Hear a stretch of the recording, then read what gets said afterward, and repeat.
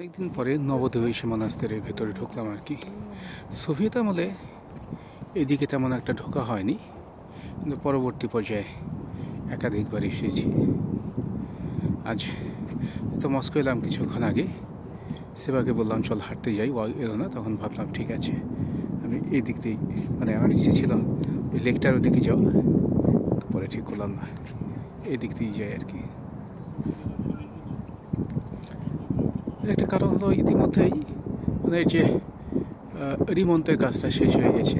এই সমস্ত কিছুই বিভিন্ন সময় আংশিকভাবে রিপেয়ার চলছিল, এখন পুরোটাই রিপেয়ার শেষ হয়ে গেছে। যার ফলে ভাবলাম যে যাই নেক্সট উইকে যখন আসবো তখন আসবো 2 দিনের জন্যে, সোমবার মঙ্গলবার। তখন ভাবছি যে ওই কারণে আজকে ক্যামেরাটা নিয়ে আসিনি। সবসময় ক্যামেরা নিয়ে আসি, তো ওই কারণে আজকে ক্যামেরাটা নিয়ে আসিনি। নেক্সট উইকে আশা করছি যে ক্যামেরা নিয়ে আসবো, ওয়েদার ভালো থাকলে তাহলে ছবি তুলবো। এটা নবদ্বীপ মনাস্তির, Внутри монастыря там различные храмы тут. Ну, в принципе, можно читать, но не буду. Просто до сих пор долгое время она находилась в ремонте. И почти всегда какая-то часть была в ремонте. Вот я помню, даже не так давно вот эта башня была. Уже тоже тут был ремонт, поэтому сегодня, когда видел, погода хорошая, просто зашел, хотя не планировал изначально.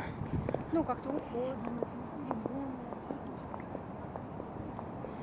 Ну, тут очень много могилы.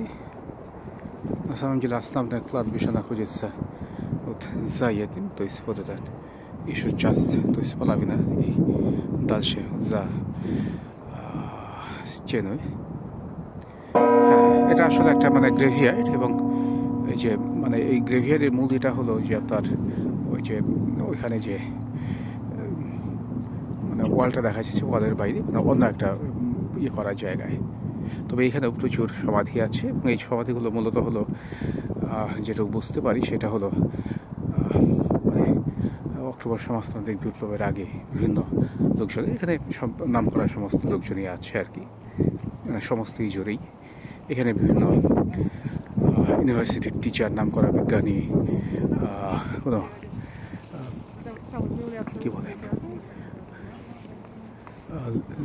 লেখক, তারপরে নাট্যকার, যেটা আছে সমাজের, যেটাকে বলে সমস্ত প্রতিষ্ঠিত যারা নাম করা যে সমস্ত লোকজন, তাদের ইয়ে করে। বা এখনও যদি যখন কেউ মারা যায়, সেরকম যারা নাকি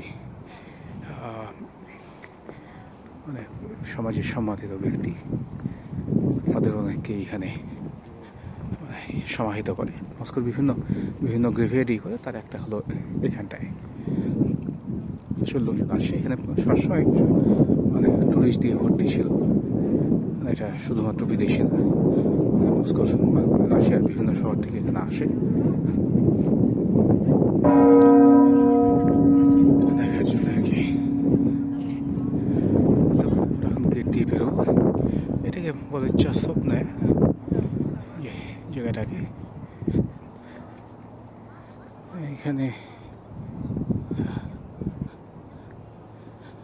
প্লেশেভ, দিমিত্রি ইভানোভিচ প্লেশেভ, না সবই খুবই নাম করা লোক হবে আর কি। সুতরাং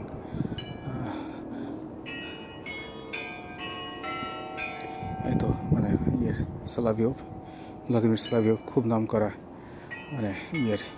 লেখক, ফিলোসফার ছিলেন আর কি। সব মিলে জায়গাটা একটু ঘোরার জন্য যথেষ্ট সুন্দর, কারণ পরিষ্কার পরিচ্ছন্ন, কোনো ইয়ে নেই।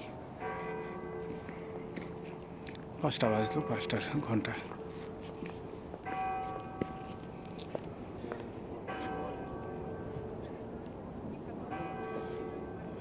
এটা হলো আলেকজান্ডার রেইন, উনি মস্কো ইউনিভার্সিটির প্রফেসর এবং সার্জন ছিলেন আর কি। মস্কো ইউনিভার্সিটিতে ওখানে আমি যতদূর জানি মেডিকেল ফ্যাকাল্টিও আছে, মেডিসিন ফ্যাকাল্টিও আছে। এই তো ঠিক আছে, মনে অনেক বড় হয়ে যাচ্ছে এটা। এই তো গেট, গেট থেকে বেরোলে আমরা পড়বো সেই লেকে, মানে বেরিয়ে তারপর ডান দিকে বা দিকে গেলেই লেক। সব মিলে খুব সুন্দর, মানে ঘোরার মতো, সময় কাটানোর মতো প্রচণ্ড সুন্দর একটা জায়গায়।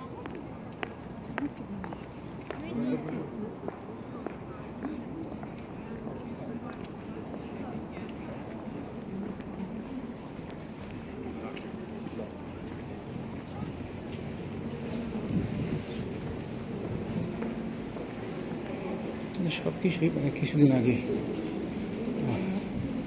রিপেয়ার করেছে, রিকনস্ট্রাকশন। এখানে আগে তো সবসময় সোভিয়েত আমলে এখানে মানে ট্যুরিস্ট বাস দিয়ে ভর্তি থাকতো, কারণ তখন কিছু কিছু এলাকায় মানে ট্যুরিস্টরা যাওয়া পছন্দ করতো বা তাদের নিয়ে যেত। তার অন্যতম এটা হলো নবদ্বীপ মনাস্তির। তো এর সামনে যে ইয়ে আছে, এটা সমস্ত গাড়িগুলো পরিষ্কার করার জন্য। এই যে গেট, মেন গেট, এই হলো ওয়ালটা, সামনে সে বিখ্যাত লেক।